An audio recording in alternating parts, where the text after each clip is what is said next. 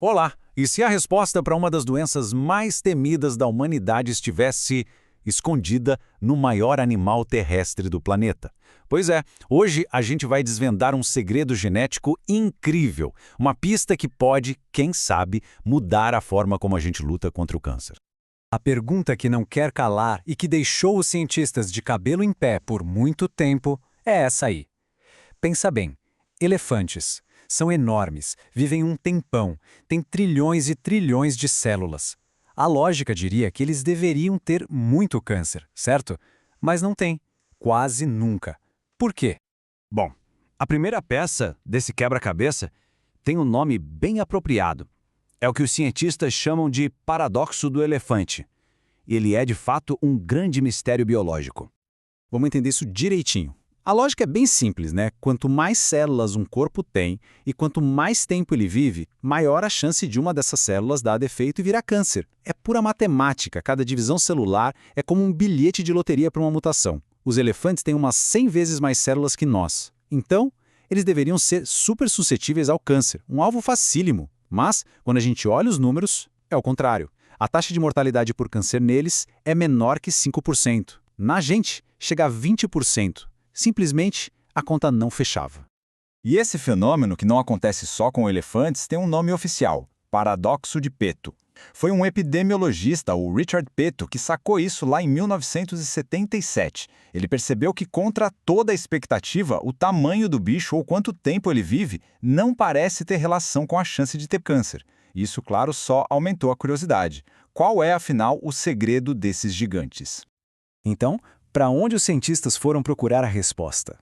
Bom, como em quase todos os grandes mistérios da biologia, a resposta estava no código genético, no DNA. É lá que se esconde o verdadeiro guardião do genoma do elefante. E o herói da nossa história tem nome e sobrenome.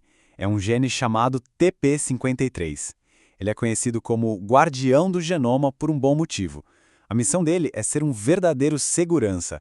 Ele patrulha o corpo e se encontra uma célula com DNA danificado, ele age na hora. Primeiro, ele manda a célula parar tudo, parar de se dividir. E aí ele tem que tomar uma decisão crítica. Conserto esse erro ou é melhor eliminar essa célula de vez? Essa eliminação, essa autodestruição programada, tem um nome técnico: apoptose. Ok, agora segura essa informação.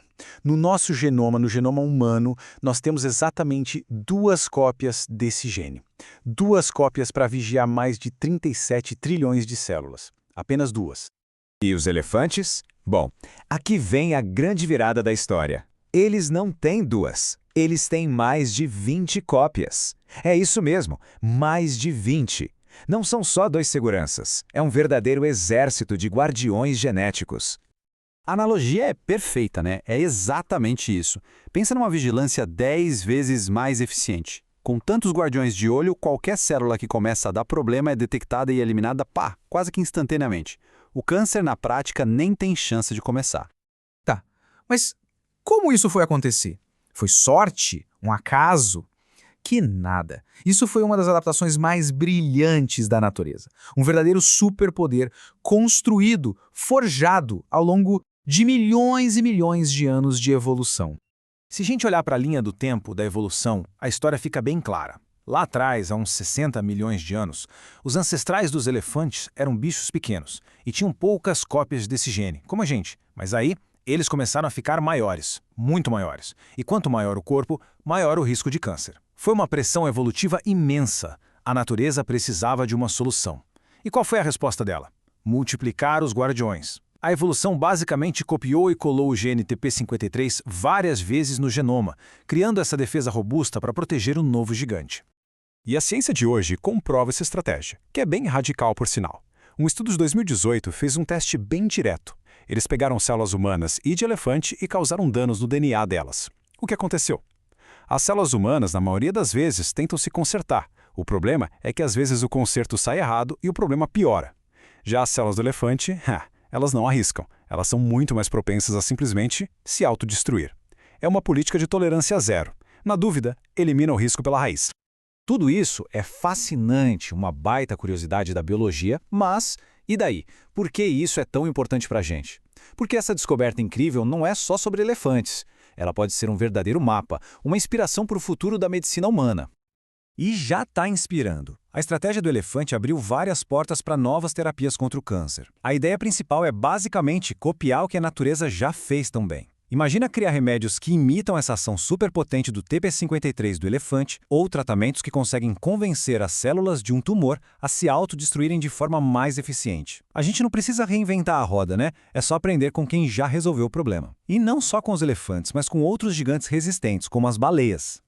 Então fica essa pergunta no ar. Será que a chave para vencer o câncer esteve esse tempo todo escondida no DNA dos maiores animais do planeta? A lição que o elefante nos dá é muito profunda.